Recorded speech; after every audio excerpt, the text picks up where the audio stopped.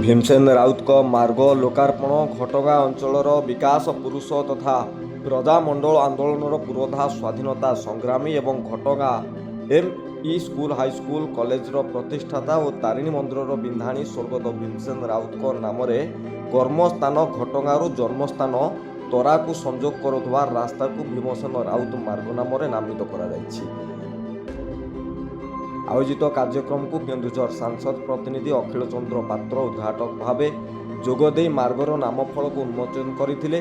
सम्मानित अतिथि भाव स्थानीय थाना अधिकारी शुभ्रांशु शेखर पंडा, विद्युत विभाग अधीक्षण जंत्री engineer Ranjit Kumar Behera, bank manager Pinaki Mahanta, उसका संपादिका धरित्री राउत, अवसर प्राप्त प्रशासनिक अधिकारी भागीरथी नायक जोग देथिले।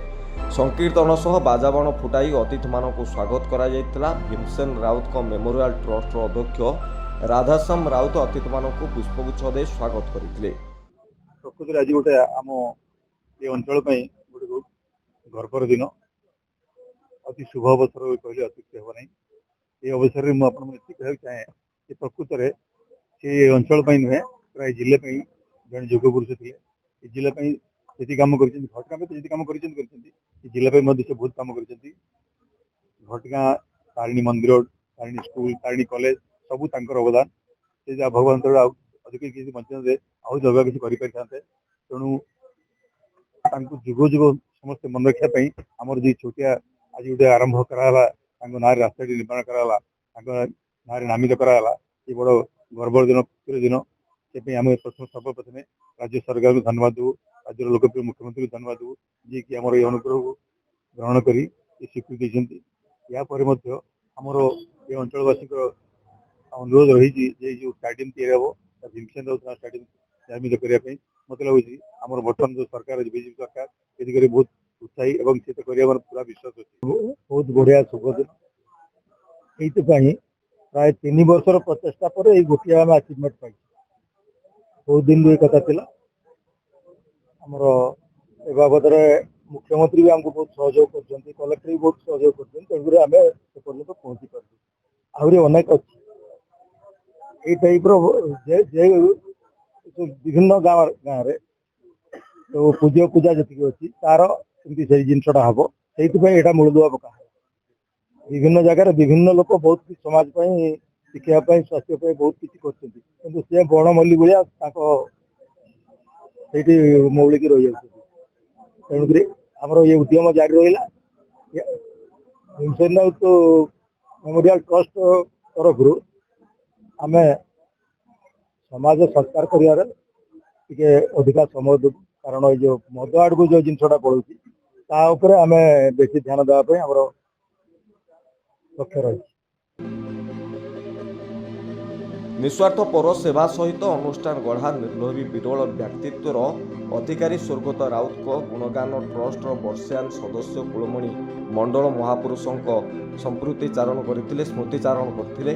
सांसद प्रतिनिधि अखिल पात्र ट्रस्ट अनुरोध मुताबक मिनी स्टाडियम नाम परिवर्तन, तरा ग्राम को उत्कर्ष महापुरुष ग्राम, प्रस्तावित तारिणी मंदिर प्रकल्प परिसर में भीमसेन राउत सदृश ब्रोंज प्रतिमूर्ति स्थापन और तीर्थयात्री विश्राम प्रेक्षालय को स्वर्गत राउत नाम नामित करने को मान्यवर सांसद को दृष्टि आकर्षण कर फलवती करने प्रयास करेंगे।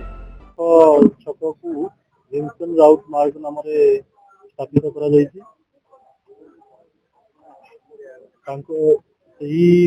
महान पुरुषों स्मृति छकटी को स्थापन कर विभिन्न घटगाँर विभिन्न बुद्धिजीवी और परिवार वर्ग समस्ते उपस्थित रही गोटे उत्सव मुहूर्त को उपभोग कर विभिन्न बुद्धिजीवी और स्थानीय लोक सहयोग रही। आगामी दिन में विभिन्न स्थान अंचल बुद्धिजीवी डिमांड अच्छी महान पुरुषों नाम स्मृति अन्य प्रतिष्ठित स्थान को नाम नामित करने। ये तो बहुत दिनर ये लोक मानकर डिमांड थिला सरार तथा ये अंचलवासी जे जो महापुरुष आमर ये ब्लॉक पाई गाँ पाई समाज पाई अनेक किछि काम करि जाइछन्ति तांको उद्देश्य रे किछि भी स्मृति रही नथिला तेणु इटा गोटे उद्यम भाया से माने लगी रही जहाँ फल कि विगत सरकार अमल ये कथा को से रखी आसुले पार नथला किंतु एबे लोकंकर मुख्यमंत्री मोहन भाई सरकार एवं आमर प्रिय अनंत भाई केउंझर शासन नेतृत्व में आज जो भीम बाबूंकर गोटे श्रुति रहिला सेटा निश्चित रूप से एक आम पई एक गर्वर विषय आ स्वागत योग्य। केन्दुझरु प्रशांत खंडांक रिपोर्ट संस्कार न्यूज ओडिया।